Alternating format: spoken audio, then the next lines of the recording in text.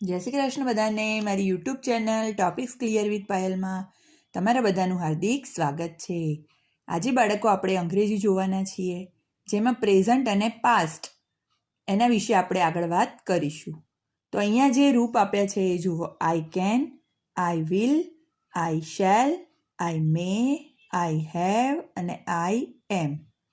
તો આપણે past tense એના જોઈએ. I could, COULD, food. Next આપણું છે આઈ વિલ, તો I would, WOULD.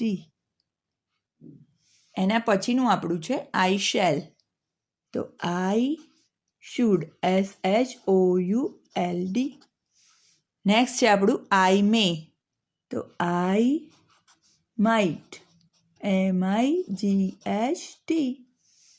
Next I have, તો આઈ HAD, હેડ.